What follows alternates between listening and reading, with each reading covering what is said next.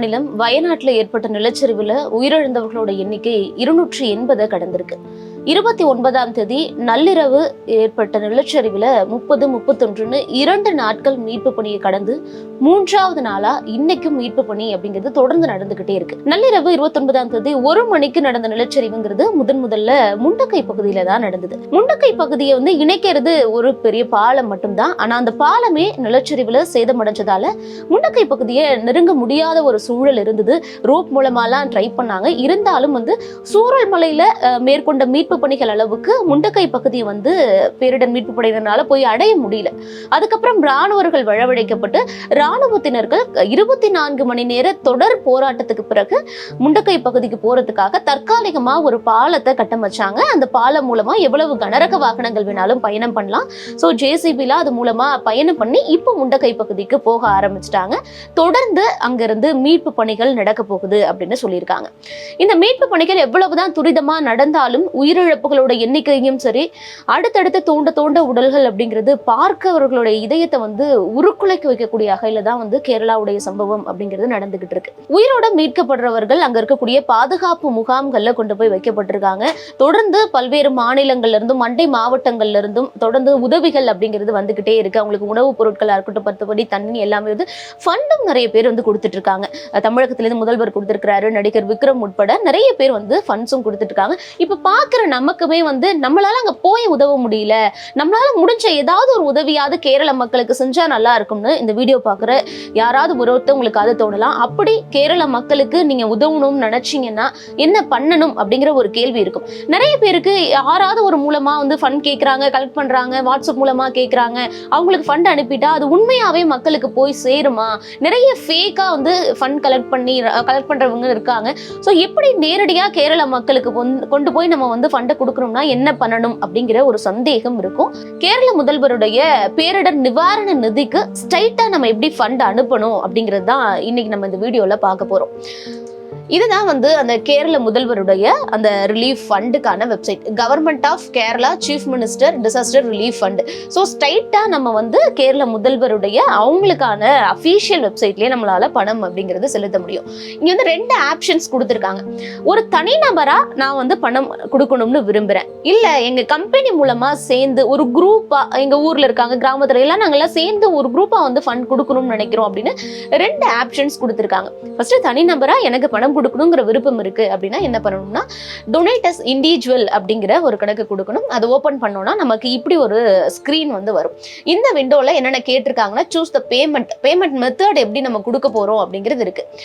Debit card மூலமா கொடுக்க போறீங்களா, கிரெடிட் கார்டு கொடுக்க போறீங்களா, இல்லைன்னா இன்டர்நெட் நெட் பேங்கிங் மூலமா பண்ண போறீங்களா, இல்லைன்னா UPI Google Pay, PhonePe, Paytm இந்த மாதிரியான முறையில எப்படி நீங்க பணத்தை கொடுக்க போறீங்க அப்படிங்கிறத செலக்ட் பண்ணிக்கணும். அடுத்ததா உங்களோட பேரு, உங்க மெயில் ஐடி, உங்க மொபைல் நம்பர், இந்தியன் ருப்பியில நீங்க எவ்வளவு பணம் கொடுக்க போறீங்க அப்படிங்கிற அந்த அமௌண்ட் இங்க கொடுக்கணும்.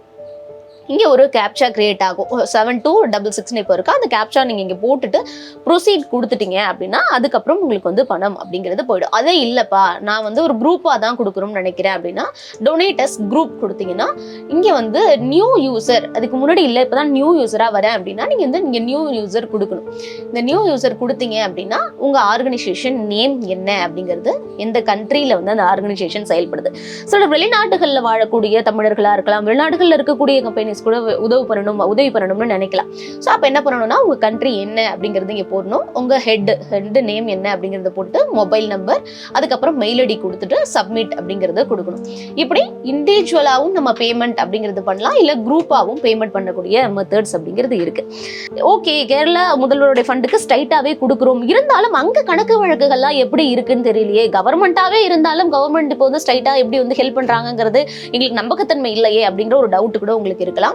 இங்க பார்த்தோம்னா இன்கம்னும் எக்ஸ்பெண்டிச்சர் அப்படிங்கிற 2 ஆப்ஷன்ஸ் இருக்கு. நம்ம இப்படி இன்கம் கிளிக் பண்ணி பார்த்தோம் அப்படின்னா இப்படி ஒரு விண்டோ வரும். இதுல COVID-19, அதாவது நம்ம கொரோனா டைம்லயும் ஃபண்ட் வாங்கியிருக்காங்க. அது எவ்வளவு மொத்தம் வாங்கியிருக்காங்கன்னா 1129.74 கோடி அப்படிங்கிறது வந்திருக்கு. 2018-19 வெள்ளம், அதுவும் மிகப்பெரிய ஒரு வெள்ளமா பார்க்கப்பட்டது. 121 பேர் கேரள வெள்ளத்துல 2019 இறந்திருந்தாங்க, அதுவும் நமக்கு தெரியும்.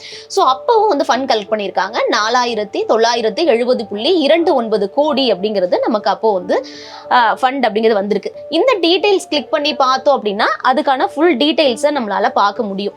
கீழே பார்த்தீங்க அப்படின்னா இது என்னன்னா ஃப்ரம் 14/8/2018 இருக்கு. அதாவது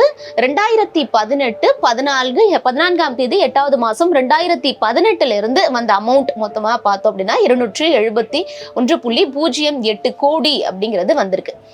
இது வந்து பேங்க் வைஸ் இருக்கு. அதாவது South Indian Bank, Federal Bank, SBIன்னு ஒவ்வொரு பேங்க் வைஸாவே வந்து எவ்வளவு பேங்க்ல இருந்து அக்கௌண்ட்ஸ் தனித்தனியா வந்து வந்திருக்கு அப்படிங்கிறது நமக்கு இங்க வந்து கொடுத்துருக்காங்க.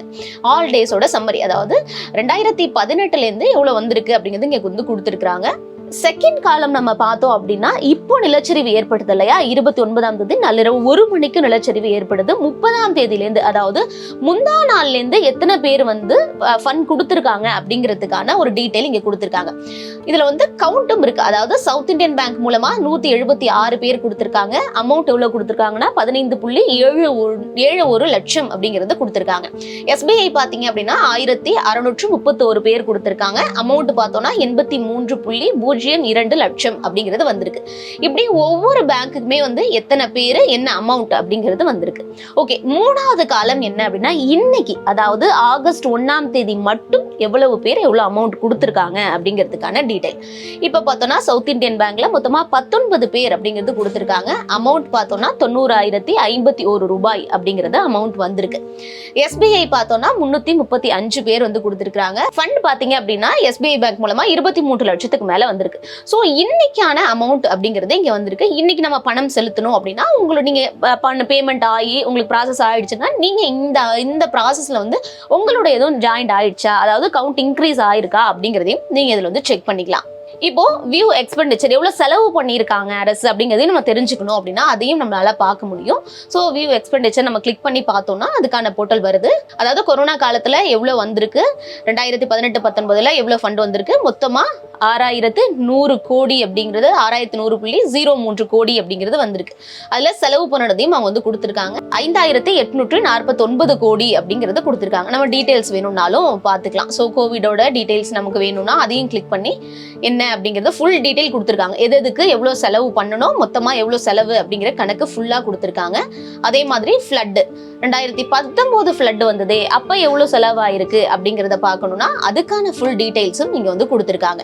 எதுக்கு எவ்வளவு செலவு பண்ணப்பட்டிருக்கு, மொத்தமா வந்திருக்க 4,970 கோடியில 4,738 கோடி அப்படிங்கிறது செலவாகிருக்கு. இதே மாதிரி நம்ம இப்ப கொடுக்கிற ஃபண்டுக்கான அவங்க பண்ண செலவு அப்படிங்கிறதும் வரப்போற நாட்கள்ல வந்து அப்டேட் ஆகும். ஸோ இதுல வந்து நம்பகத்தன்மையான ஒரு வெப்சைட் ஸ்ட்ரைட்டா சீஃப் மினிஸ்டருடைய ஒரு ரிலீஃப் ஃபண்டுக்கே நம்ம செலுத்துறதுனால எந்த ஒரு பயமும் வேண்டாம்.